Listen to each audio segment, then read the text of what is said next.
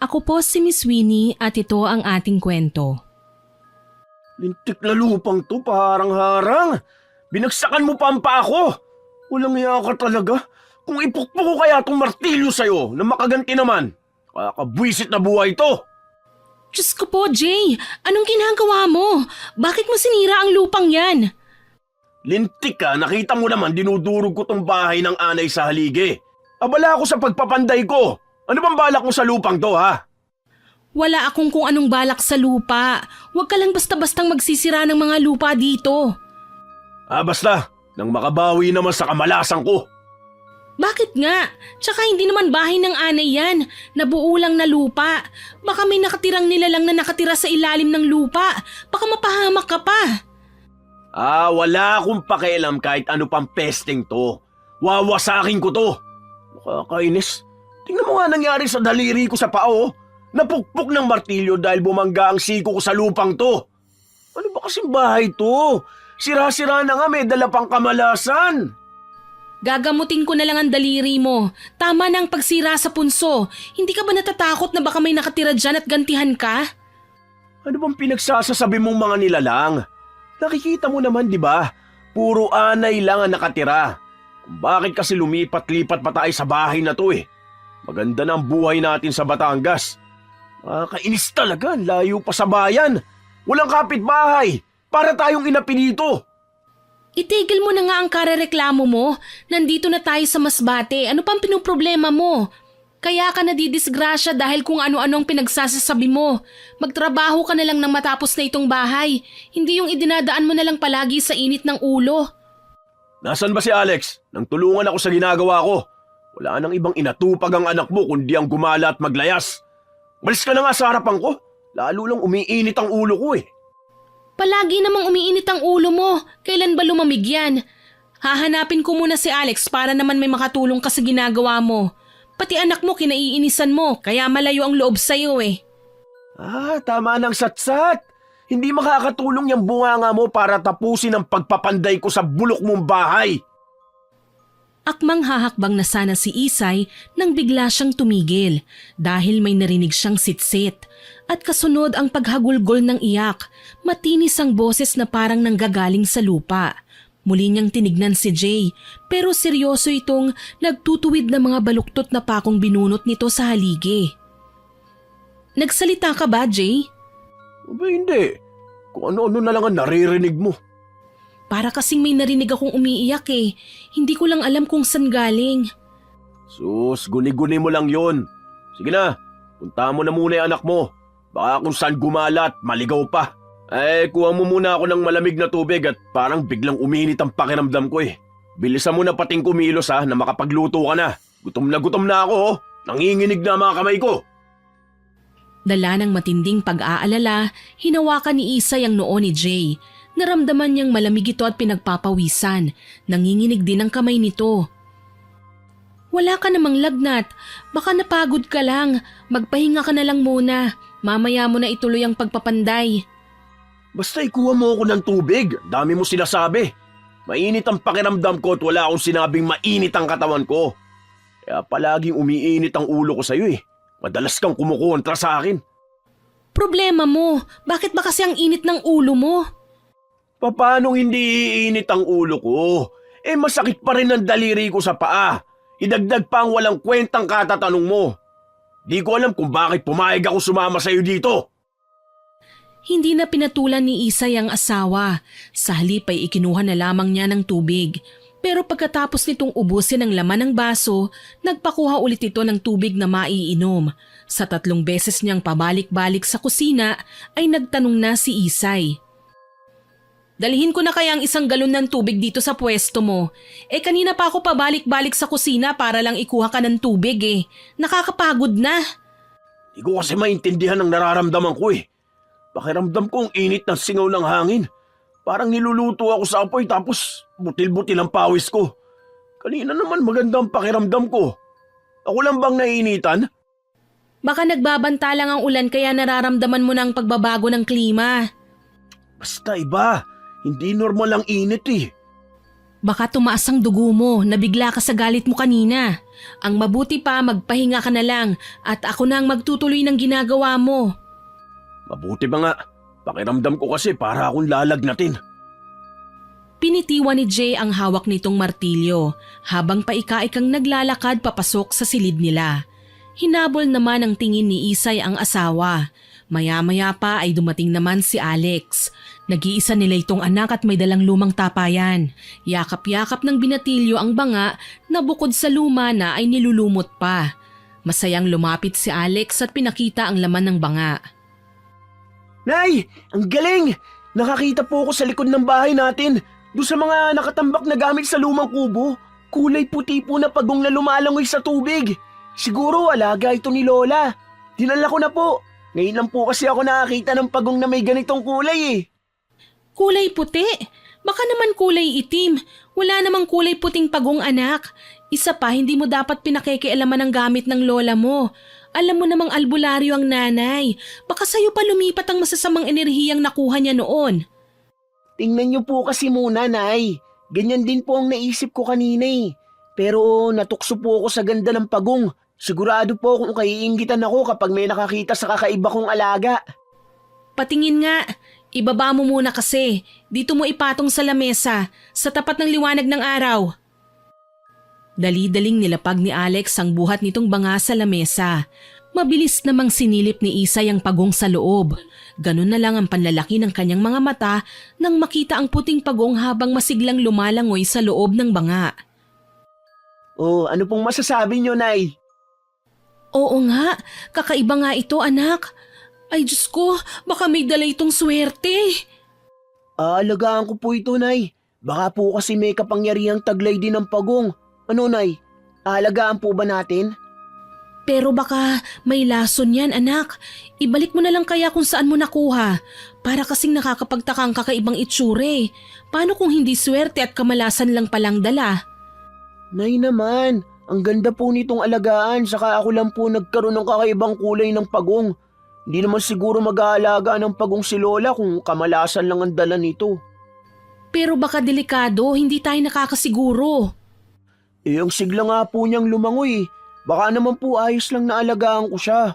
Sa akin na lang po ito, Nay. Baka matuwa pa nga si Lola eh. Bahala ka na nga, matigas ang ulo mo eh. Ilagay mo sa hindi matatabig ng iyong ama at baka basagin ng tapayan. Pati pagong ay patayin pa ng iyong ama. Nasaan po ba si tatay? Nasa kwarto namin, nagpapahinga at mainit na naman ang ulo. Baka sa mukha ni Alex ang sobrang tuwa ng payagan ni Isay na alagaan ang pagong. Agad nitong itinabi sa punso na nasa silong ng kanyang kwarto. Ang saya ko po, Nay. May bago na ako nga alagaan. Basta kapag nahalata mong delikado sa'yo, itapon mo agad at pakawalan sa ilog. Hanggang ngayon ay hindi pa rin ako mapalagay sa pagong na yan. Dahil sa edad kong ito, ngayon lang din ako nakakita ng ganyang kulay ng pagong. Baka po sadyang inalagaan ni Lola. Ginagawa niyang libangan habang nangungulila sa inyo. Malay ko, hindi ko naman napapansin noon na mahilig silang mag-alaga ng pagong. Isa pa, madalas naman akong bumibisita sa kanila at wala akong nakitang pagong, kaya napaka-imposibleng. Huminto si Isay sa kanyang pagsasalita nang marinig niya ulit ang matinis na sitsit na parang nanggagaling sa punsong dinurog ni Jay kanina. Kasunod ng sitsit, ang kilabot na hatid ng malamig na hangin. Maya-maya pa ay nagsalita si Alex dahil napansin rin nito ang pagtatakang bumakas sa mukha ng ina niya. Bakit po, Nay?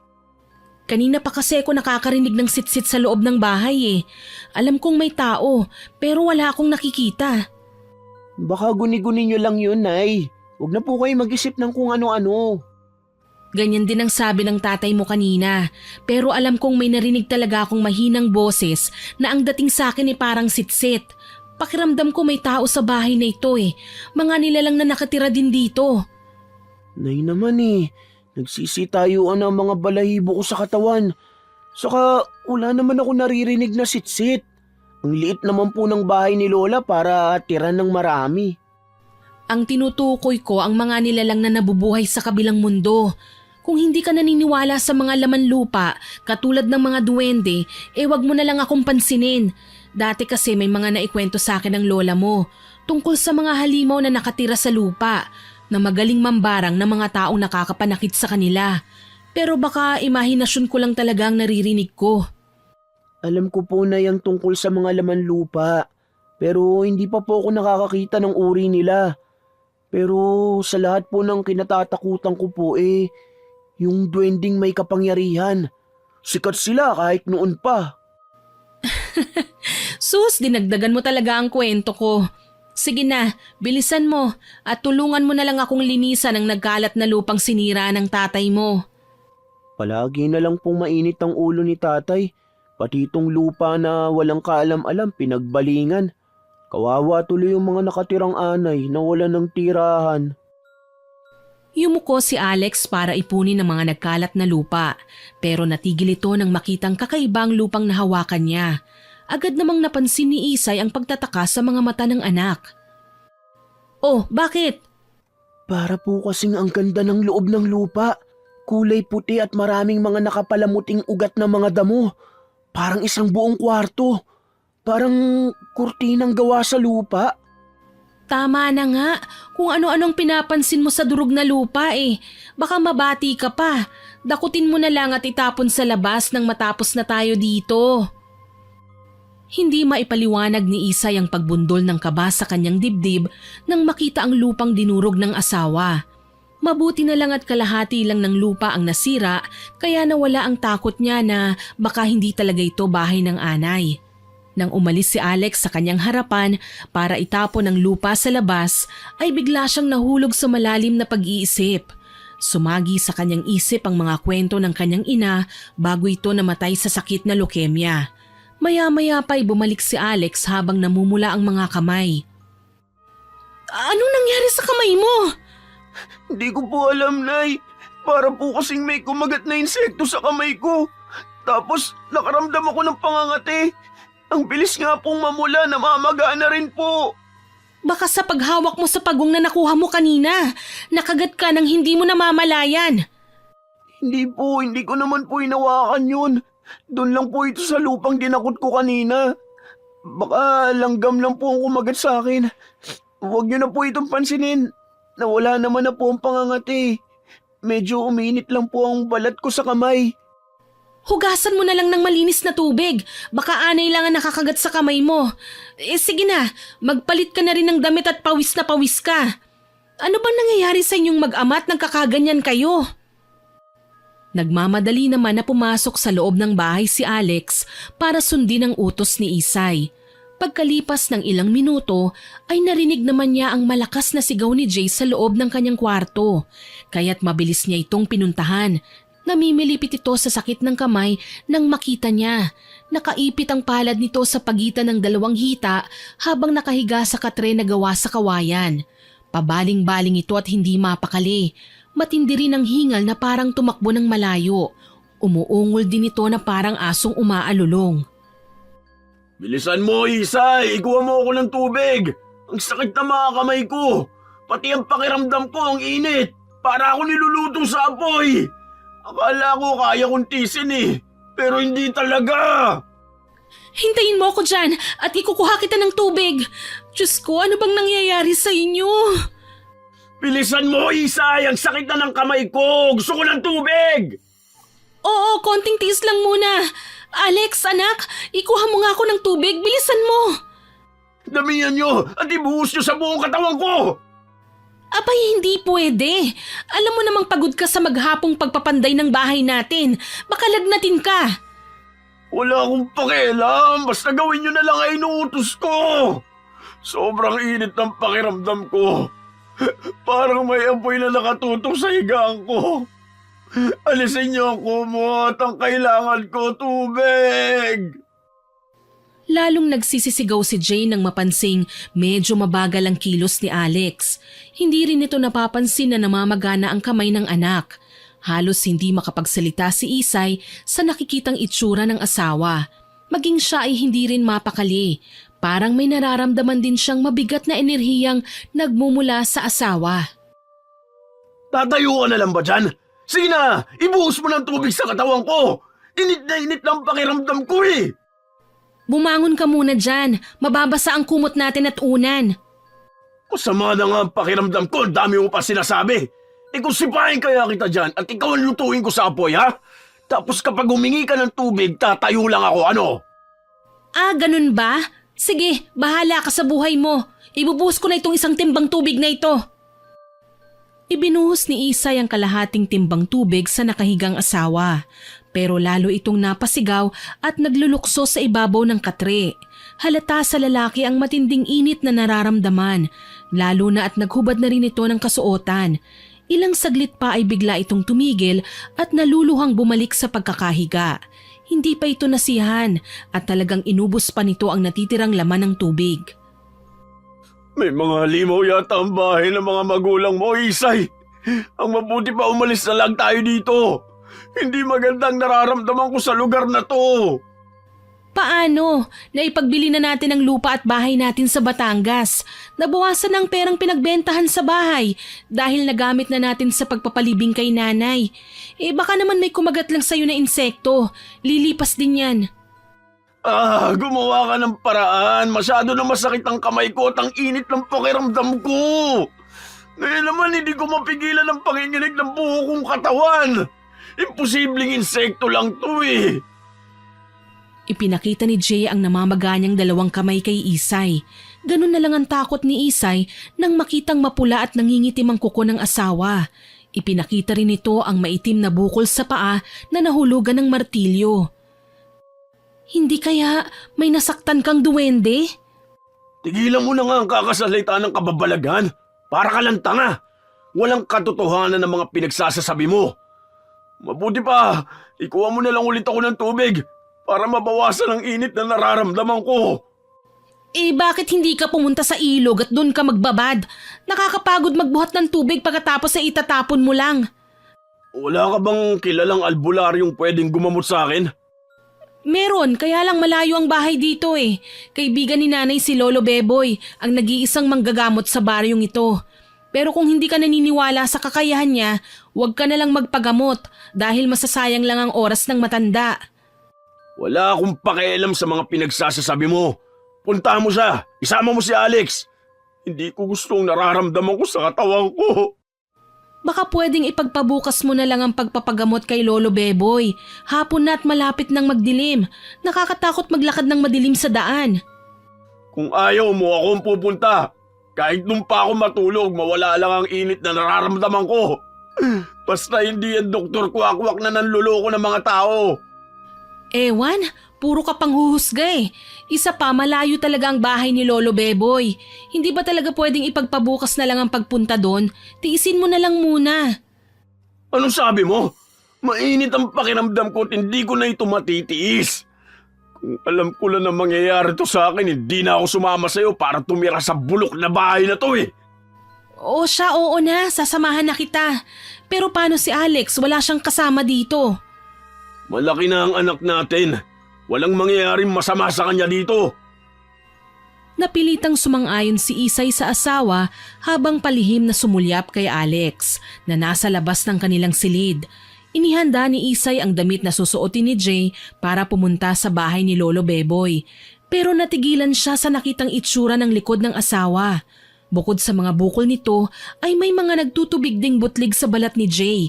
Umaalingasaw rin ang mabahong amoy ng katawan nito na halos masuka na siya. Hala, bakit nagkaganyan ang likod mo? Bakit? Ano ba nakikita mo? May mga hugis at sulok na bukol sa likod mo. Parang sinadyang pinaso ang balat at namumula. Tsaka mainit nga ang katawan mo. Ano bang nangyayari sa'yo? Kanina naman ay ayos ka pa eh. Bakit bigla naman yata ang pagkakasakit mo? Kanino ko pa nga sinasabi sa'yo eh, pero hindi ka naniniwala. Tumigil lang ang mainit kong pakiramdam magmula nang mabuhusan mo ng tubig. Sige, bilisan mo. Magpalit ka na kagad ng damit at pupunta tayo sa bahay ni Lolo Beboy. Kailangan magamot agad yan. Si Alex, isama na lang kaya natin. Baka may problema ang bahay na to, Isay. Di rin ako mapapakali kung hindi natin siya isasama. Alex, anak, halika nga muna. Nay, bakit po?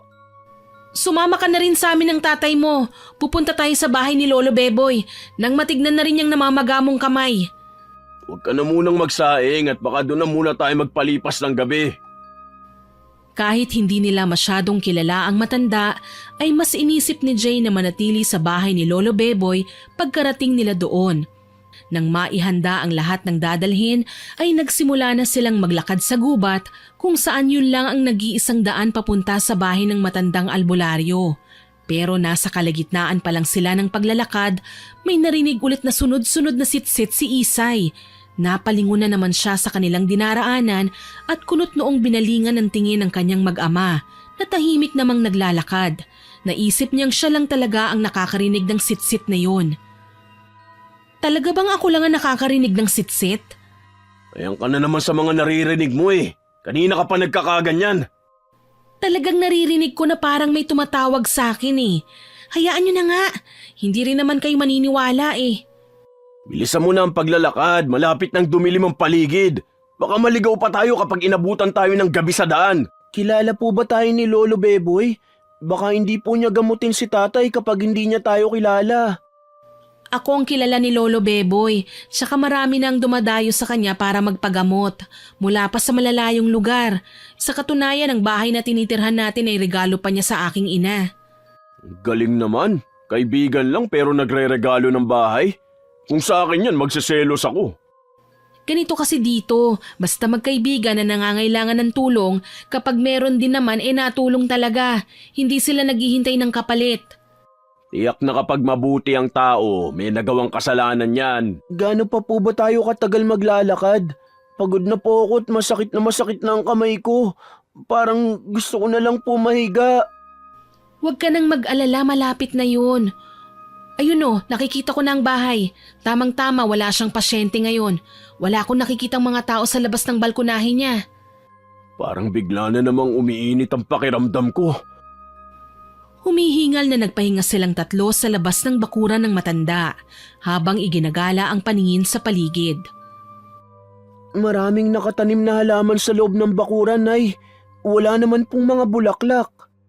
Mga halamang gamot yan. Ginagamit ni Lolo Beboy para gamutin ang mga pasyente niya. Tara na, para makauwi tayo kagad. Nakakahiya sa matanda kung tatlo tayong magpapalipas ng gabi dito. Sa tingin ko alanganin na. Isa pa, masakit na masakit ang bukol ko sa likod. May alaga pong kalabaw si Lolo. Ayun o, nakababad sa ilog. Kapag gabi na, hindi yan ginagamit ni Lolo. Naunang pumasok si Isay sa loob ng bakuran ng matanda habang tinitignan ang bahay. Gawa sa kawayan at anahaw ang kubo. Nakita niyang nakaupo ang matanda sa balkonahe at nang makita siya nito ay napatayo ito. Malapad ang pagkakangiti pero agad ding nagbago ang ekspresyon ng muka nang parang may nakikita ito sa kanilang hulihan. Bilisan niyo! Pumasok agad kayong tatlo sa bahay ko! Tara, bilisan niyo! Bakit? Ano na naman ba ang ibig sabihin ng matandang yan? Halatang takot na takot si Lolo Beboy, Nay, nang tumingin siya sa likuran natin. Ano bang meron? Iwanan niyo na mga tsinelas ninyo! Huwag na muna kayong lilingon sa inyong likuran! Diyos ko, ano nangyari sa inyo? Kadadating niyo pa lang pero may kamalasan ang humahabol sa inyo! Lolo, hindi ko po kayo maintindihan eh. Tsaka kaya po kami pumunta rito para magpagamot. Si Jay po kasi, tinubuan ng mga hugis at sulok na bukol sa likod. Nararamdaman din niya ang init na parang pinapaso daw siya ng apoy. Katulad po ngayon, pakiramdam ko ang init na naman ng katawan ko na parang gusto kong magbabad na lang sa ilog. Mauna muna kayo, isarado mo Isay ang bintana. May nakita akong nakasunod sa inyo. Panganib ang dalat hanggat hindi ko alam kung ano yun. Magiging maingat ako sa mga salitang bibitiwan ko. Ganon din kayo na nasa ilalim ng itim na kapangyarihan ng nilalang na may matinding galit sa inyo. Paano naman po yun, Lolo? Wala po nakakaaway si tatay. Isa pa ang kamay ko, magmula kanina walang tigil sa pangangati. Namumula na nga po eh. Diyos ko, bakit nangyari ito sa inyo? Ay sige, magpahinga muna kayo. Pagkatapos mong isara-isay ang bintana at pintuan tumabi ka sa asawa mo. Hawakan mo ang kamay ng iyong anak. Kukuha muna ako ng mga gamot, saka balat ng nyug na pangontra sa humahabol na nilalang na hindi taga rito sa atin. Nagkatinginan sina Isay at Jay nang marinig nila ang sinabi ng matanda. Nagtataka man ay naging sunod-sunuran sila kay Lolo Beboy dahil baka sa mukha nito ang matinding takot at pag-aalala. Ilang saglit pa ang lumipas ay bumalik na si Lolo Beboy. May mga dala itong mga dahon ng halaman at balat ng nyog. Tarantay itong naghanda ng mga gagamitin sa panggagamot habang inilalapag sa lumang lamesa. Tulungan mo ko, Isay. Kailangang malagyan natin ng gamot ang mag-ama mo. Saka ko na lang ipaliliwanag sa inyo kung ano ang mga bagay na nakita ko habang naglalakad kayo papunta rito. Kumuha ka ng posporo sa kalangko, Isay, at pagkatapos ay hawakan mo ulit ang kamay nila. Nang maihanda nila ang mga gagamitin, ay lumuhod ang matanda sa sahig na yari sa kawayan. Sinabuyan niya ng asin ang silong ng kubo. Ano na pong susunod nating gagawin? Mainit na naman ang pakiramdam ko, Isay. Para ako napapaso. Ang kamay ko po, Nay, parang unti-unting sumisikip. Parang lumalaki siya at nananakit. Tiisin niyo lang ang mga nararamdaman ninyo. Si Jay ang kinakapitan ng barang. Barang? Paano naman po mangyayaring may barang ang asawa ko? Sa kanya nagsimula ang galit ng bumarang sa inyo. At agad hindi ko pa nasisiguro kung ano ang nilalang na gumawa nito sa inyo, hindi ako pwedeng magsalita. Kung sino talaga ang nanakit sa mag-ama mo. Nadamay lang si Alex. Pero bakit ako naman ay hindi? Dahil sa'yo sila nagpaparamdam. Malakas ang enerhiyang pumoprotekta sa'yo. Matagal na hindi nakasagot si Isay, pero nang maalala ang naririnig na sitsit ay nanlaki ang kanyang mga mata at bumundol ang takot sa kanyang dibdib. Ang sitsit ay banta ng panganib. Kung tama ang hinala ko, batay sa reaksyon ng mga mata mo, Isay, nakakarinig ka ng mga sitsit. Opo, tama po kayo. Ako lang ang nakakarinig nun. Kung ganon, sa'yo kumapit ang barang na utob sa mga may kakayahang kontrahin ang barang. Pero sa ngayon, kailangan ko munang unahing gamutin si Jay para mapigilan ang malakas na kapangyarihan ng mambabarang. Ay, salamat naman. Akala ko magkukwentuhan na lang kayo ng mahaba eh. Tay, Kung ganon, masama pala ang ugali ng asawa mo, Isay. Kaya hindi nakakapagtakang siya agad ang pinuntirya. Kung ako lang ang masusunod, hindi ko siya gagamutin. Dahil ang mga nararamdaman niyang sintomas sa katawan ay indikasyong sa kanya nag-umpisa ang lahat. Gamutin niyo na ako kung gagamutin niyo pa. Talagang masama lang ang pakiramdam ko at hindi ako makapag-isip ng mabuti. Nakakainis. Bakit kasi ako pa eh? Pasensya na po, Lolo. Sige na, ituloy niyo na po ang panggagamot sa asawa ko habang hawak ko ang kamay niya. Hubaran mo siya ng damit, saka paupuin malapit sa sinisindihan kong balat ng niyog. Pagkatapos, ano na po ang sunod kong gagawin? Jay, itapat mo ang kamay mo sa usok na nagmumula sa balat ng niyog. Sandali kang pumikit at isipin mong mabuti kung ano ang mga bagay na nagawa mong mali. Ganun na nga ang ginawa ni Jay pero hindi yun nagtagal dahil bigla itong natumba sa kinauupuan at nagkikikisay sa sahig. Nataranta si Lolo Beboy. Halos hindi makahinga si Isay nang makitang unti-unting tumitirik ang mga mata ng asawa at naninigas pa ang panga. Bumubula rin ang bibig nito, pati ang mga daliri sa kamay ay bumaluktot dahil sa paninigas. Nay, Lolo, ano po nangyayari kay tatay? Bakit siya nagkakaganyan? Walang balak ang mambabarang na alisin ang barang niya. Matindi ang kanyang galit sa ginawa ni Jay. Imbis gumaling ay mas lalong lumala ang kalagayan ng asawa ko. Lolo, ano na po ang gagawin natin? Bantayan mo si Jay. Lalabas lang ako sandali para itaboy ang mga nilalang na nakasunod sa inyo. Kailangan nating mapaalis sila sa paglibot ng bahay para hindi maramdaman ni Jay ang matinding init ng kanyang katawan. Bumaba ng hagdan si Lolo Beboy dala ang sinindihang balat ng nyog. Pagkatapos ay naglakad ito sa palibot ng bahay habang umuusal ng kakaibang orasyon. Kasderina, Ibergiro, Kinimburko, Hasin-Hasin. Isay, buhusan mo ng tubig si Jay. Kaya siya nagkakaganyan dahil hindi niya kinakaya ang mainit niyang pakiramdam. Alex, ikuha mo ako ng tubig, bilisan mo. Opo, Nay. Pero ang sakit na po ng kamay ko, hindi ko kaya magbuhat. Tiisin mo na muna anak, nakikiusap ako. Hindi ko kaya ito mag-isa. Halos madapa si Alex sa pagsunod sa utos ni Isay. Pumasok lang ito saglit sa kusina at pagbalik ay dala na niya ang isang pitsil na may lamang tubig. Dahan-dahan ninyong ibuhos sa noo ni Jay ang tubig. Tatapusin ko lang ang ginagawa ko dito sa labas at magsisimula uli ako sa panggagamot sa kanya. Baka lalong mapahamak ang asawa ko, Lolo. Sigurado po ba kayo sa gagawin ninyo? Huwag ka nang mag-alala. Naitaboy ko na sila. Nang matapos si Lolo Beboy sa ginagawa nito, ay muli itong umakyat papasok sa loob ng bahay. Matagal itong pinagmasdan si Jay habang nakahiga dahil hindi na nakayanan ng hirap at agad na nawalan na ng malay.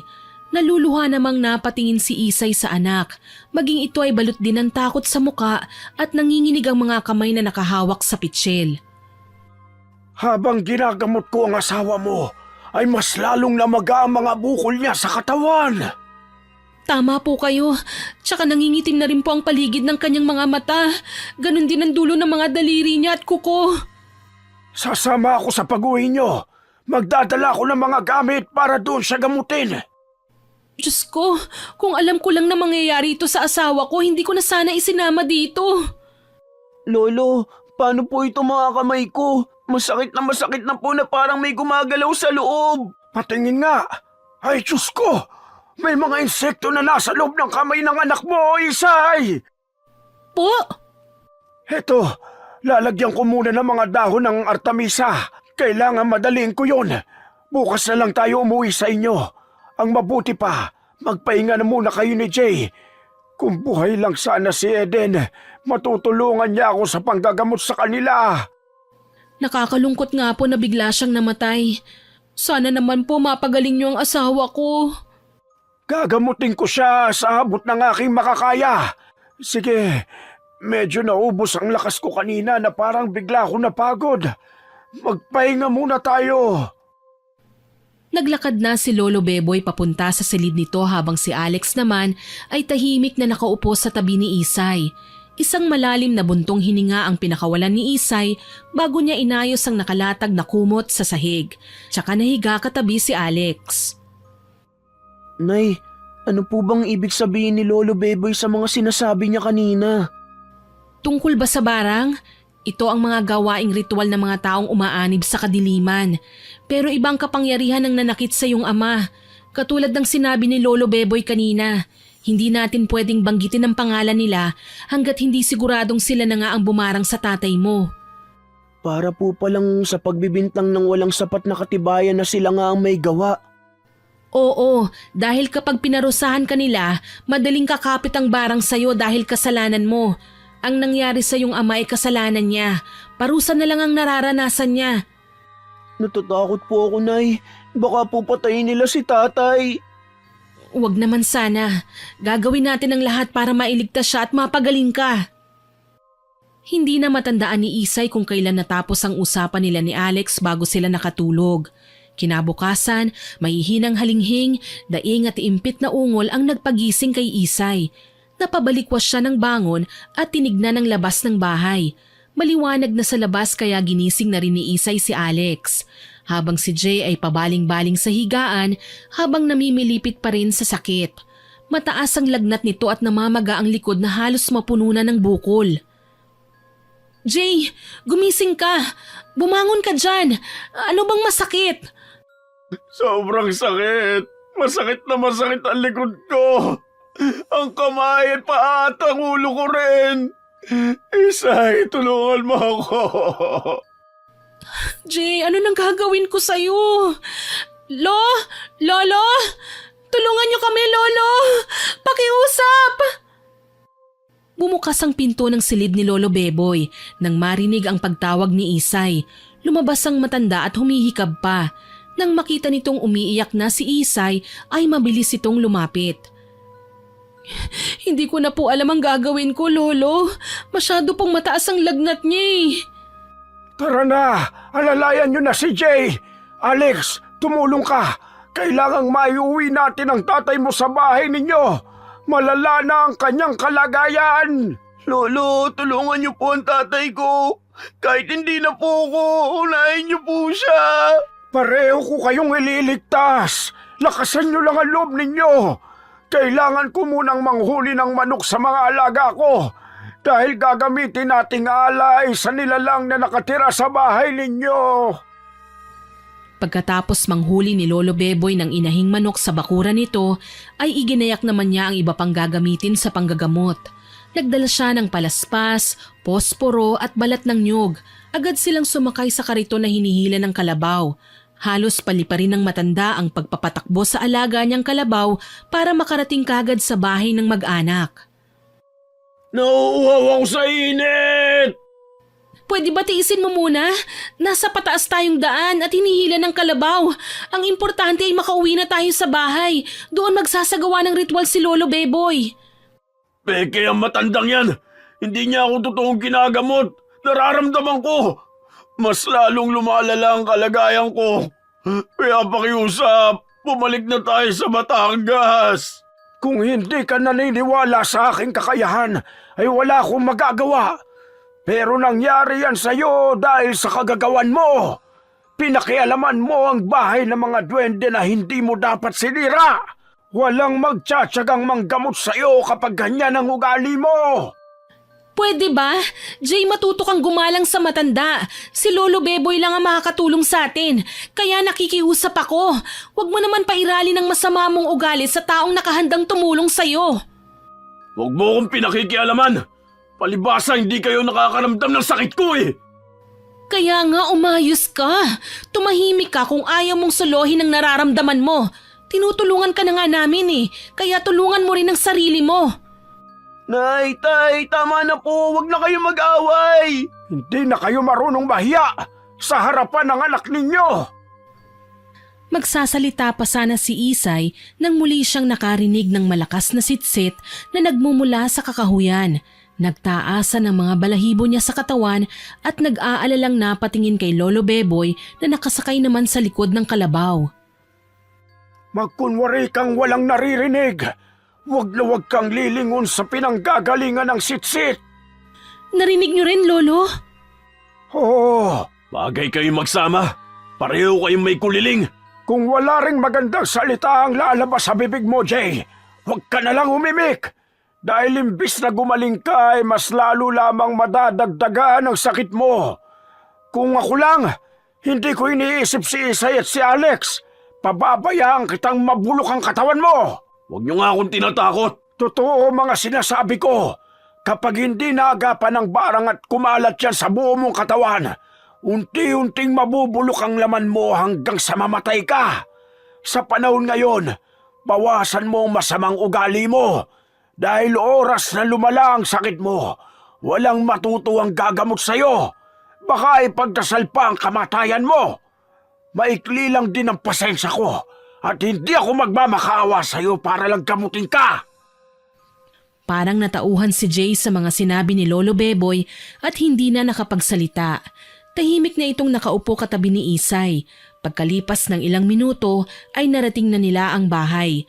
Mabilis na bumaba ang matanda sa kalabaw at pinagmasdang mabuti ang kubo. Dumiretso si Lolo Beboy sa pinakasala ng bahay at ganun na lang ang takot nito nang makitang durug-durug ang lupang winasak ni Jay. Bakit, Lolo? Bakit ninyo sinira? Huwag nga kayong umasa na parang nasisiraan ng ulo. Talagang masisiraan ako ng ulo. Sa dinami-rami ng sisirain mo, bahay pa ng pulang duwende ang winasak mo. Walang kapatawaran ang ginawa mo. Pulang duwende? Anong pinagsasasabi ninyo? Hindi totoo ang mga duwende. Sinira mo ang bahay nila. Ito ang tinatawag na punso. Bakit mo ito sinira? Wala kang awa. Wala akong alam sa mga pinagsasasabi mo, tanda. Ang alam ko nabagsakan ng martilyo ang daliri ko dahil sa lupang tinutukoy ninyo. Kaya tama lang na magbayad sila. Nanghihinang napaupo si Lolo Beboy sa lupa habang nakatingin sa natitirang kalahating punso. Nanlumo ito at pailing-iling sa mga nangyari. Binalot naman ng pag-aalala si Isay habang nakatingin sa kanyang mag-ama. Naaalala niyang nagsimula ang mga nararamdaman ni Jay nang sinira nito ang punso. Kung bahay po ng duwende ang sinira ni Jay, nangangahulugang nasa panganib ang asawa ko.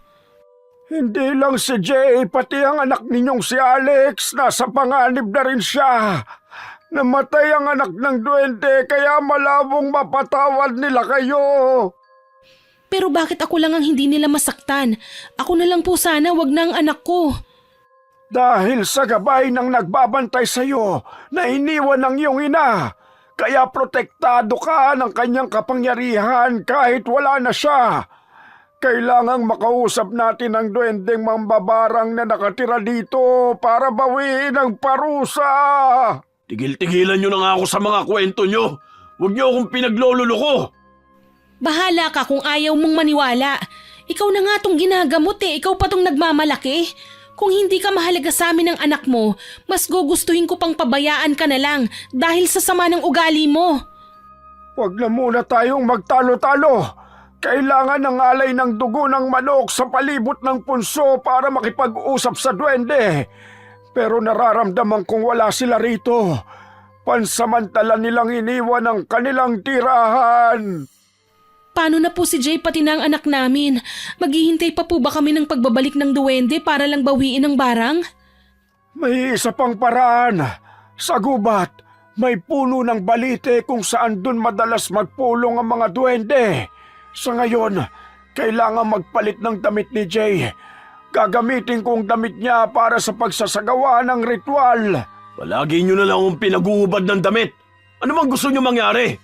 Kalukuhan naman talaga lahat to Pero hindi na natapos ni Jay ang sinasabi dahil bigla itong nagsisisigaw sa sakit. Dahil sa pagkirot ng mga bukol nito sa katawan, siya na mismo ang naghubad ng damit habang walang tigil sa pagmumura. Dala ng matinding sakit na nararamdaman kaya nilapitan nito ang punso at walang tigil na pinagsisisipa ang lupa. Anong ginagawa mo? Bakit tinutuluyan mong sirain ang tirahan ng mga duwende? Tumigil ka! Talagang hindi ka na marunong ng tamang asal! Kung papatayin nila ako, uunahan ko na sila. Lintig ang init ng pakiramdam ko. Pagsisisihan nilang ako ang kinalaban nila. Wala nang nagawa si Isay kundi ang ubod lakas na itinulak ang asawa kaya't natumbay ito at bumagsak sa lupa. Mabilis na bumangon si Jay para sampalin si Isay pero humarang naman si Alex. Huwag niyo pong sasaktan si nanay. Siya lang ang nagmamahal sa ating dalawa. Kaya huwag niyo pong palalapatin ang palad niyo sa mukha niya. Lumalaban ka na ngayon ha? Alex, ano bang nangyayari sa'yo? Diyos ko, mababaliw ako sa inyong tatlo. Kasalanan mo ito, Jay. Kung hindi mo pinakialaman ang bahay ng mga duwende, hindi mapapahamak ang anak ninyo. Lolo, ayos lang po ako. Nakakaramdam lang po ako ng init ng katawan na katulad ng kay tatay. Ayoko lang po na makikitang sasaktan ni tatay si nanay. Nagtataka man si Isay sa kanyang nakikitang pag-uugali ni Alex ay nagpapasalamat pa rin siya dahil nalaman niyang mahal siya ng anak. Samantalang si Jay naman ay tumakbo sa ilog at doon nagbabad sa tubig na parang bata. Wala itong imik at halata sa katawan ng pamumula ng balat. Lolo, ano na pong gagawin natin? Parang mas lalo silang lumalala Dahil sa init ng kanilang nararamdaman, talagang magbabago ang ugali nila. Kahit ako'y nauubusan din ng pasensya sa mga pagsagot-sagot ni Jay. Pero kasama yun sa nararamdamang sakit niya. Matindi ang galit ng duwendling bumarang sa kanya. Kaya samahan mo ko sa gubat. Tayo ang makikipag-usap. Paano po ang aking mag-ama? Ngayong nasa tubig silang dalawa, mawawala pansamantala ang nararamdaman nilang init ng katawan. Kaya tara na.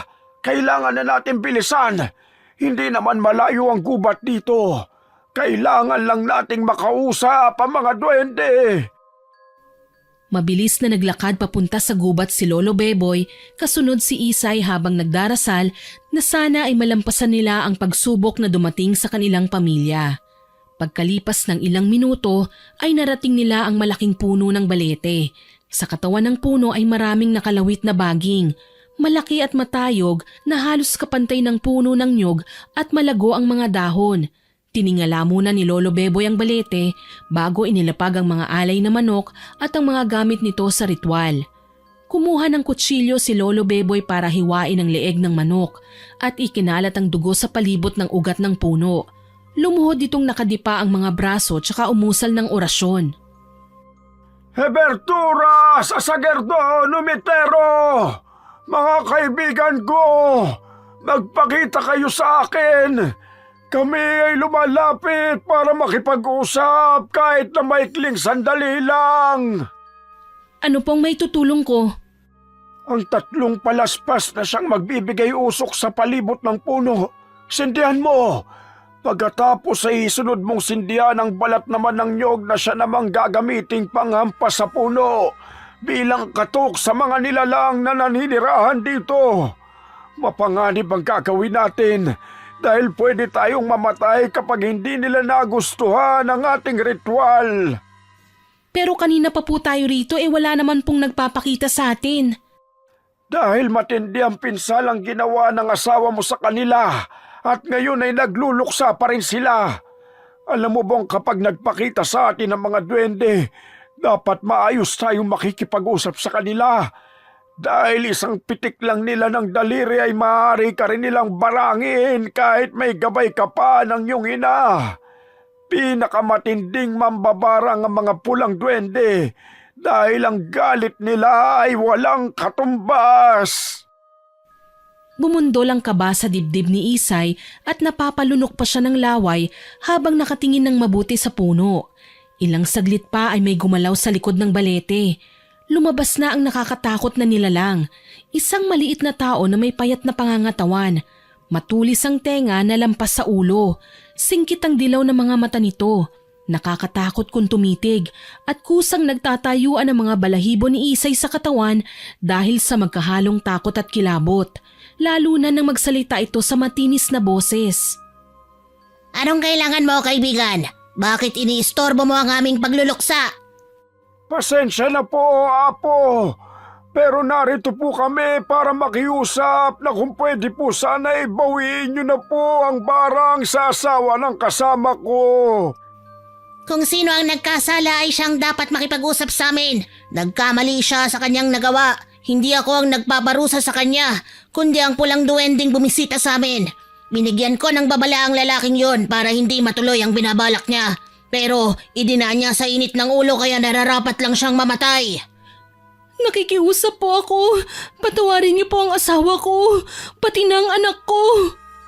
Pinatay ng asawa mo ang anak ng kaibigan kong duwende.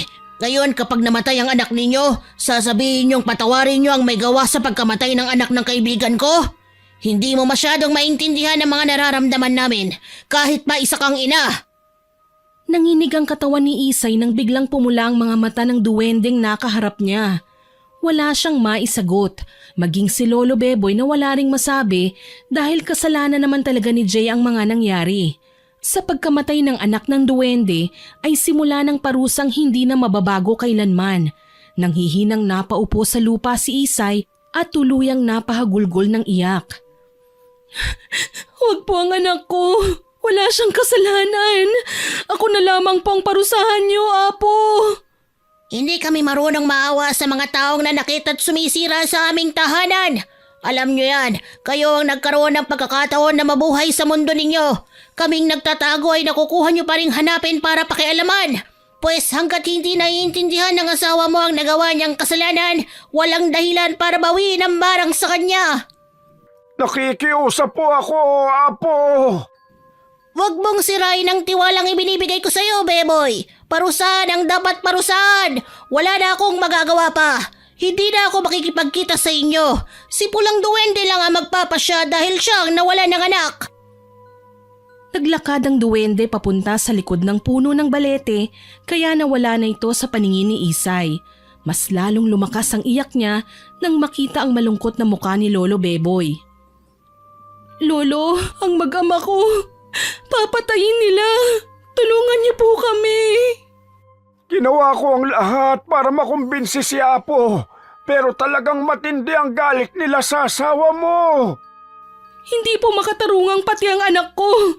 Totoo palang mga duwende, pero hindi ko po alam na totoo rin palang matatapang sila. Namatayan sila ng anak. Ano sa palagay mo ang galit na mararamdaman nila? Umalis na tayo dito. Kailangan na nating umuwi. Pababayaan ko na lang po bang mamatay si Alex at ang asawa ko? Hahanap tayo ng paraan para mapigilan natin sila. Tara na, hindi nila pwedeng marinig ang mga pinag-uusapan natin. Inalalayan si Isay na tumayo ni Lolo Beboy para maglakad pabalik sa kanilang bahay. Nadatnan nilang nasa ilog pa rin ng mag-ama habang nagpapahinga. Malungkot silang lumapit sa kanila. O ano, kumusta ang bahay-bahayan ninyo? Nakakita ba kayo ng duwende? Nakukuha mo pang makapagsalita ng ganyan pagkatapos ng ginawa mo? Papatayin nila si Alex. Kapag nangyari yun, ikaw ang papatayin ko. Abay, lintik. Bakit pinagbabanta mo ko? Nagpapapaniwala ka sa matandang yan? Hindi totoo ang duwende. Nakausap ko. Nakita ko totoo sila at nagbanta silang papatayin nila si Alex kapalit ng anak nilang pinatay mo. Kung hindi ka pa rin naniniwala, bahala ka na sa buhay mo. Ang anak ko ang ililigtas ko. Huwag mo nga akong pakitaan ng kadramahan mo. Kung sino man ang dapat nasisihin dito, walang iba kundi ikaw. Dahil dinala mo ko sa pesteng lugar ninyo. Ang pesteng ugali mo ang totoong naglagay sa kapahamakan ng pamilya mo. Isa ka pa! Hindi ka naman totoong albularyo. Nagpapanggap ka lang. Makaalis na nga. Suluhin ninyo ang kwento ninyo. Baka makalimutan ko pang matanda ka, mawalan pa ako ng galang sa'yo. Pagsisisihan mo ang ginawa mo. Alis na rin ako, Isay. Hindi na ako makikialam para gamutin ang asawa mo. Sa susunod na atakin si Jay ng duwending bumarang sa kanya, susuka siya ng insektong magdadagdag sa paghihirap niya. Saka nyo sabihin hindi sila totoo. Hindi nakasagot si Jay sa mga sinabi ni Lolo Beboy. Wala man lang bakas ng pagsisisi sa mukha nito. Sa halip ay isang nakakalokong pagngisi ang isinukli nito. Samantalang si Alex naman ay nanatili lang na nakababad sa ilog at nakatingin sa ama nito. Hanggang kinagabihan ay hindi na nagsalita pa si Isay. Nakikiramdam siya sa mga galaw ni Jay. Tuluyan na ring hindi na tumulong si Lolo Beboy sa kanila dahil sa masasakit na salitang binitiwan ni Jay sa matanda. Pesteng buhay to. Bakit ba ganito ang pakiramdam ko? Magpatulog ka at huwag kang mandamay sa pagdurusa mo. Kung hindi mo sana pinagsalita ng masakit si Lolo Beboy, nandito pa sana siya para gamutin ka. Kung gusto mo, edi ikaw magpagamot sa kanya. Hindi ako nagpapapaniwala sa mga duwende na sinasabi ninyo. Bukas dali mo ako sa pinakamalapit na pagamutan. Doon ako magpapatingin. Hindi kaya ng doktor ang sakit mo, kaya huwag ka nang umasa. Ang sabihin mo, tinatamad ka lang. Kung ano-anong isinasaksak mong paniniwala sa utak mo, kaya ka nagkakaganyan. Inis na bumangon si Jay para lumabas ng bahay. Naiwan si Isay na panay ang buntong hininga at tuluyang nawala ang antok. Ilang saglit pa habang nakatingin siya sa bubong ay bigla siyang nakarinig ng mga sigaw. Boses yun ni Alex na parang nasasaktan. Dali-dali siyang bumaba ng katre para puntahan sa kabilang silid ang anak. Pagdating niya doon ay nasa tabi nito si Jay na hinihilot ang kamay ni Alex. Nay, ang sakit po ng kamay ko. Tapos sobrang init ng pakiramdam ko. Patingin nga anak. Kung ano-ano kasing inaatupag mo. Nilalagnat na ang anak natin pero ikaw kalmado ka pa. Huwag mo sa akin ibunto ng sisi. Alam mong sa'yo nagsimula ang lahat ng ito. Nay, tay, wag na po muna kayo mag-away. Lalo pong sumasakit ang kamay ko eh. Saka nasusuka na rin ako. Hindi pa natatapos ni Alex ang sasabihin nito ay sumuka na ito sa higaan.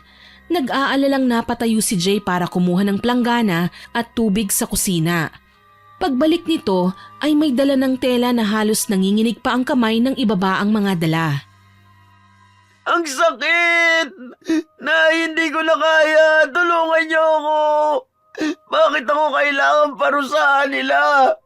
Wala po akong kasalanan.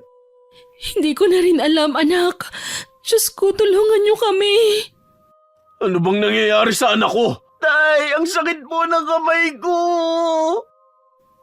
Habang namimilipit sa sakit ng kamay, ay patuloy pa rin sa pagsusuka si Alex.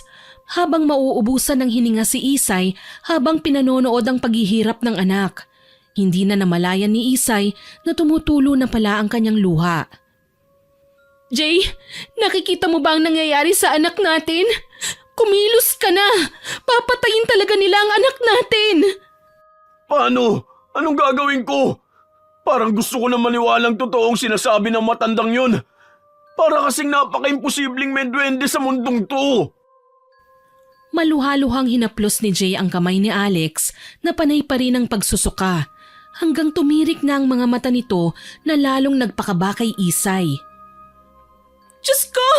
Ang anak natin! Dali na natin siya sa ospital. Baka sakaling matulungan tayo doon. Si Lolo Beboy, siya lang talaga ang makakatulong sa atin. Base sa mga naging obserbasyon ko kanina, si Lolo Beboy ang nag-aalaga sa mga duwende. Humingi ka ng tawad sa kanila. Pakiusap, maniwala kang totoo sila. Magpapakita sila sa iyo at magmamakaawa tayong pagalingin na ang anak natin. Paano kung hindi na nila ako matanggap? Papatayin ba nila ang anak natin?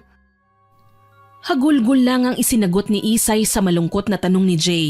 Halata sa kanyang asawa na unti-unti na itong naaapektuhan ng mga sinasabi ni Isay. Ilang saglit na pagsusuka ni Alex ay lumabas naman ang mga buhay na anay na lalong nagbigay ng takot sa mag-asawa.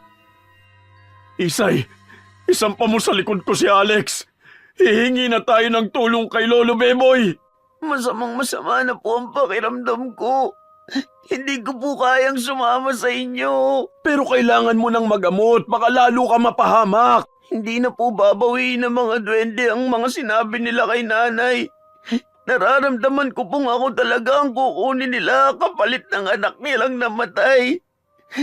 Kung naging maagap lang po ang paghingi nyo ng tawad, hindi na po tayo aabot sa ganito. Bumakas sa mukha ni Jay ang matinding pagsisisi sa mga nagawa nito. Dumampot siya ng tela at pinunasan ng tubig ang buong katawan ng anak. Tahimik itong napaluha. Kitang-kita ni Isay ang panginginig ng kamay ng kanyang asawa. Maya-maya pa ay dumating si Lolo Beboy. Humahangos itong may dala ng lumang gasera sakay ng kalabaw nito. Humihingal ang matanda sa paglapit sa kanila. Suot ng matanda ang kulay pulang damit na pangunahing kontra sa duwende. Bukod pa ron ay may dala pa itong 3 pulang t-shirt. Salamat po, bumalik kayo. Para ko na rin kayong pamilya. Hindi ko kayo maaaring tiisin at pabayaan. Kailangang may gawin ako para hindi ako magsisi sa huli. Sige na, isuot ninyo itong mga dala kong pulang damit. Para saan po ito? Pansamantala niyang pipigilan ang pagkapit ng barang sa katawan nila. Matagal ko ng kaibigan ng mga duwende at nakahanda akong kalabanin sila para lang mailigtas ko ang dalawang ito.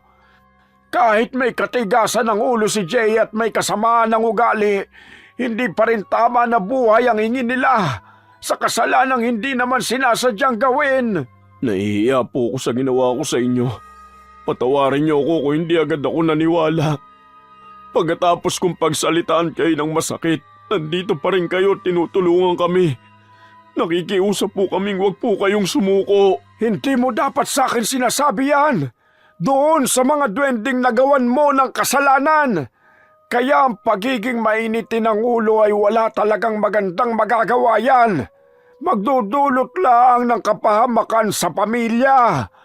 Pagkatapos niyong isuot ang damit ay magsasagawa ako ng ritual para pigilan sila sa mga gagawin pa nila sa inyo.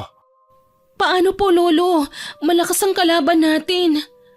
Walang imposible sa kakayahan ng bertud ng pagong.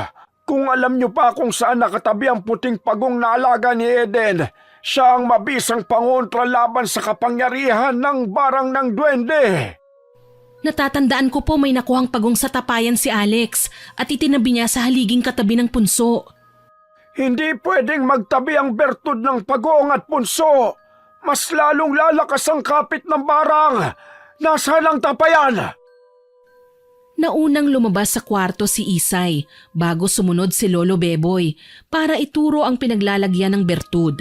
Sinilip nila yon sa silong at ganun na lang ang pag-aalala ng matanda nang makita ang tapayan. Nagmamadaling kinuha nito ang banga at dinala sa kwarto ni Alex. Inilapag yon ng matanda sa katre malapit sa binatilyo. Si Isay naman ay nananatiling nakatingin habang dinudukot ng matanda ang pagong sa loob. Ikaw, Isay, ang may kakayahang gumamit nito. Ako lang ang gagabay sa'yo. Dahil sa'yo ito iniwan ng iyong ina. Bertud ng pagong? Pamilyar po sa akin dahil madalas na ikwento ni nanay ang tungkol sa kakayahan nito. Kaya lang ibang sitwasyon natin ngayon. Dahil kayo nagsimula ng kaguluhan. Ang hirap lumaban sa duwende na alam mong ikaw talaga ang totoong may kasalanan. Nakahanda po ako sa parusa nila. Huwag na lang pong idamay ang anak ko. Ang anak ang nawala sa kanila. Kaya anak mo rin ang kabayaran. Yan ang patakaran ng mga nilalang na may kakayahang mambarang. Ang magagawa mo lang ay ipakita sa kanilang totoo ang iyong pagsisisi. Nakatulog na po si Alex. Nakatulong po ang pulang damit na dinala ninyo. Kung ganun, pagpatak ng oras sa hating gabi magsisimula ang parusa nila para kay Jay. Pero hanggat nakasuot kayo ng pulang tela, hindi sila magtatagumpay sa kanilang gagawin. May hangganan ng bisa ng damit. Bukas ng 9:00 ng umaga ay muli kayong makakaramdam ng sakit. Halika, Isay, tulungan mo ko. Magsusunog tayo ng mga basura sa paligid ng bahay. Itataboy natin ang masamang enerhiya sa paligid. Tutulong po ako. Wag na, pantayan mo na lang si Alex. Wag na wag mong aalisin ang paningin mo sa kanya. Tara na po, simulan na natin. Kahit gabi na at madilim ang paligid ng bahay, nagsimula ng ipunin ni Isay ang mga natuyong dahon. Pinagsusunog nila ito at panay ang saboy ng asin sa paligid. Kumuha na rin ng walis tingting si Lolo Beboy at inihahampas sa bawat dingding ng kubo. Si Isay naman ay may hawak na kulay puting pagong para ilibot sa buong bakuran. Maya-maya pa, ang mahihinang sigaw ni Alex ay mas lumalakas pa. Umiiyak na parang labis na nasasaktan. Kaya nagmamadaling tumakbo si Isay papasok sa kwarto ng anak. Bigla siyang nagising dahil umiinit ng masyadong temperatura ng katawan ni Alex. Ipinaligo ko na nga sa kanyang tubig na nasa palanggana. Tara na, Isay. Simulan na natin ang ritual. Ihanda mo ang lahat ng mga kakailanganin natin. Tutulong po ako, Lolo. Hindi na kailangan. Dahil sa oras na magsagawa na kami ng ritual, ikaw ang makakaramdam ng sakit. Kaya't lakasan mo ang loob mo. Sige na po. Ngayong naniniwala na si Jay sa atin, Lolo, mas madadagdagan na ang lakas ng ritual na gagawin natin dahil wala nang kumukontra. Oo, Isay. Sige na, magsindi ka na ng balat ng puno ng niyog sa malaking bao. Ikaw ang mangunguna sa isasagawa nating ritual. At si Jay ay tatabi sa kanyang anak. Mabilis na inihanda ni Isay ang mga kakailanganin at ibinigay niya kay Lolo Beboy. Sumalok ang matanda ng tubig sa banga at pagkatapos inilagay sa planggana. Ang hawak naman ni Isay na puting pagong ay pinakawalan sa planggana. Pagkatapos ay lumuhod siyang nakadipa sa harap ng usok na nakalagay sa bao. Hindi ko pa pala naituro ang orasyong magbibigay bisa sa bertud. Ako na ang uusal at sasambitin mo naman ang Hercusis ng 3 ulit. Nakahanda po ako. Ipikit mo ang iyong mga mata at kahit anong marinig mo ay wag na wag mong imumulat ang mata mo. Makaririnig ka ng sitsit na mahirap iwasan. Ganon din ang pagwawala ng 2 apektado ng barang. Huwag ka pa rin magmumulat ng mata para sila ay tignan. Dahil magbabago ang kanilang itsura. Mawawalan ng dugo na kagaya sa iyong ina. At mamamatay lang sila sa sakit na leukemia pero ang totoo, namatay sila sa barang ng duwende. Kung ganun hindi namatay ang aking ina sa sakit na leukemia, namatay siya habang nagsasagawa ng ritual? Saka ako na ipaliliwanag sa iyo. Ipikit mo ng mariin ang mga mata mo at pakinggang mabuti ang orasyon. Ayoko nang maulit ang pagkakamali ko noon. Gaspero de Mormoro El Pendo Servindon! Hercusis! Hercusis! Hercusis! Pagkatapos ang usok na nasa harapan mo ay hawiin mo ng iyong kamay para kumalat sa buong bahay. Huwag na huwag kang magmumulat ng mata. Kapag naikalat mo na ang usok, ilagay mo ang iyong mga kamay sa tubig na may pagong at muli mong sambitin ang salitang Hercusis ng 2 ulit. Saka mo ihilamos sa iyong katawan. Tama na! Itigil nyo na yan! Hindi ko na matisang init! Pero hindi ako makagalaw sa aking kinatatayuan! Huwag kang titigil, Isay! Ituloy mo ang ginagawa mo! Sundan mo ulit ang sasabihin ko! Elemenur de Guia de Vero! Hercusis! Hercusis! Tubig! Kailangan ko ng tubig! Maya-maya pa ay narinig ni Isay ang pagsusuka sa katre ni Alex. 2 na ang nagsusuka habang nananatiling walang imik ang kanyang anak. Alam niyang lumipat lahat ang sakit kay Jay. Sambitin mo ulit ng 1 beses ang Hercusis pagkatapos kong mawisikan ka ng bertud. Hercusis! Imulat mo ng dahan-dahan ang iyong mga mata, saka ka tumayo sa pagkakaluhod mo. Halos pigilan niya ang sariling huminga nang makita ang nagkalat na buhay na anay sa katre ni Alex. Habang si Jay naman ay umabot na sa muka ang naglalakihang mga bukol sa balat. Ginagapangan ito ng mga anay at hindi makagalaw sa kinatatayuan. Hindi ko alam na totoo ang barang ng duwende. Tulungan ninyo ako! Ano nang gagawin ko, Lolo? Hugasan mo ang katawan nila gamit ang tubig na nasa planggana. Pagkatapos ay ipainom mo sa kanila ang natitirang katas ng damit na huling sinuot ni Jay. Nasa bertud ng pagong. Maingat na sinunod ni Isay ang mga sinabi ng matanda hanggang matapos siya sa pagpapainom sa 2. Pero biglang tumirik ang mga mata ni Jay. Bakit lalo pong nagkaganito si Jay? Hanggat hindi siya nakikipag-usap sa mga duwende para siya mismo ang humingi ng tawad sa kanila, hindi nila ito tatantanan. Ang tangi ko lang magagawa ay ang makipag-ugnayan sa inyong pag-uusap.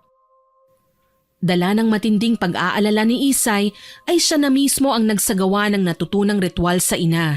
May kasalanan ding ginawa ang mga duwende sa kanya nang mamatay ang kanyang ina. Siemperdo Agoncillo! Agona! Agor! Agor! Anong ginagawa mo? Paano mong nalaman ang tungkol sa orasyong yan? Humingi ka ng tawad sa mga duwende. Nararamdaman kong bumalik sila sa kanilang tirahan. Bilisan mo! Segundo lang ang oras na nakalaan sa'yo. Patawarin niyo ako sa pagpatay sa anak niyo. Hindi ko po sinasadya. Dahil hindi ko po kayo nakikita. Kunin mo ang puting pagong at haplusin ito ng 3 beses sa kanyang likod. Tsaka ipunas mo sa mga bukol mo. Bilisan mo! Anong ginagawa mo? Baka magkamali ka! Ang gabay na bumubulong sa akin ang susundin ko. Malalaman ko ang totoo kapag naisagawa ko ng aking ritual. Hindi! Huwag mo itong ituloy! Hindi maintindihan ni Isay kung bakit siya pinipigilan ni Lolo Beboy. Pero kagaya ng bulong sa kanya ng gabay tubig na sumanib sa kanya at sa tulong ng bertud ng pagong, biglang bumagsak sa sahig si Lolo Beboy. Dito lumipat ang barang ng pulang duwende. Patunay na may kinalaman ng matanda sa mga nangyayari sa kanyang mag-ama. Anong nangyayari, Lolo? Bakit nagkaganyan kayo? Ang mga bukol ni Jay, meron na rin kayo. Itigil mo ang ritual! Nakikiusap ako! Kung ganun, ay may alam kayo at kasabot kayo ng sinasabi niyong duwende? Nagkakamali kayo! Wala akong ginagawang masama! Sige na! Ituloy mo, Isay! Nay, huwag niyong ituloy! Baka mapatay niyo si Lolo Beboy! Hindi siya mamamatay. Ibabalik lang sa kanya ang mga ginawa niya sa inyo ng tatay mo. Oo, aamin ako! Nakikiusap ako, tama na! Hindi ko na kayang tiisin ang nararamdaman ko! Bakit niyo ito ginawa? Pinagkatiwalaan ko kayo. Gusto ko lang bigyan ng leksyon si Jay, Parusa sa pagsira niya sa bahay ng alaga ko. Kung ganun, hindi totoong namatayan sila ng anak? Totoo, namatayan sila ng anak dahil sa kagagawan ni Jay. Bilang parusa ay kukunin nila ang anak ninyo. Pero nang makita kong masama ang ugali ng asawa mo, tinulungan ko ang alaga kong duwende para gawin ang bagay na ito sa kanya. Hindi niyo ako kinausap. Pinahirapan niyo ang mag-ama ko. Ang dapat sa inyo, kayo ang maparusahan. Itutuloy na sana ni Isay ang gagawing ritual nang magpakita sa kanilang lahat ang halos isang dangkal na taas na duwende. Nagsalita ito sa maliit na boses at halata pa rin ang matinding galit. Ang kapal ng mukha mong kalabanin ako sa kabila ng katotohanan kayo ang may kasalanan. Nagkamali rin kayo sa akin nang pinatay niyo ang aking ina. Ubusan ba ng lahi ang gusto niyong mangyari? Wala akong balak patayin ang anak ninyo. Nasabi ko lang yon dala ng matinding galit ko sa asawa mo. Patawarin niyo ako. Hindi ko sinasadya. Nakikiusap ako. Bigyan niyo pa po ako ng pangalawang pagkakataon. Kung mangangako kang hindi na magiging mainitin ang ulo mo na magbabago ka na ay babawiin ko na ang barang sa inyo at hahayaan nyo kaming tumira sa lupang nakalaan sa amin. Paano ang aking inang namatay? Ano ang totoong nangyari sa kanya? Ginawa ni Beboy ang lahat para gamutin siya. Pero ang nanay mo ang pumili sa kanyang kapalaran. Alam niyang kapag nakuha niya ang bertud at ang pag-aari ng mga duwending puting bagong ay maaari siyang mamatay. Hindi namin pwedeng pigilan ng nakatakda. Kami lang ang mga nilalang na nag-aalaga sa kalikasang sinisira niyong mga tao. Patawarin niyo ko, Isay! Huwag mo na ulit gagamitin ng bertud, Isay. Ikaw naman, Beboy, mananatili tayong magkaibigan. Pero sa oras na gagamitin mo pa kami para sa pansarili mong pakinabang, hindi kami magdadalawang isip na bawiin sa iyo ang kakayahan mong manggamot. Aasahan ko na alam nyo na nagkamali kayo at hindi sa lahat ng oras ay may dadaan sa init ng ulo. Dahan-dahang umalis ang duwende at naiwan si Isay na hindi makapaniwala sa mga nalaman. Nawala ang pananakit ng katawan nila Lolo Beboy, Jay at Alex, pero naroon pa rin ang marka ng mga sugat at hindi nila makakalimutan ang aral na kanilang natutunan. Pagkalipas ng ilang buwan ay unti-unting bumalik sa dating hugis ang punso na para bang may kung sinong nagtambak ng lupa. Naglalagay na rin sila ng alay sa tirahan ng mga duwende. Magmula noon ay sunod-sunod na ang dumating na swerte sa kanilang buhay. Patawarin niyo ako, Lolo Beboy, kung napagbintangan ko kayong pumatay sa aking ina. Pasensya na po. Salamat, Nay, sa pagkakaligtas niyo po sa akin at kay Tatay. Na kahit gaano kasamang ugali ni Tatay, ipinakita niya sa akin ang pagiging mabuting ama. Magmula sa araw na ito, hindi ko na paiiralin ang init ng ulo ko. Inayos ng mag-anak ang punso at binakuran nila ang palibot ng tirahan nito para walang ibang manggambala sa pananahimik ng mga duwende. Habang ang puting pagong naman ay ibinalik nila sa gubat kung saan ito ang totoong tirahan ng mga alaga ng kalikasan. Naway nagustuhan niyo ang aking ibinahaging kwento. Hanggang sa muli, ako po si Miss Winnie na nagpapasalamat sa inyong pakikinig.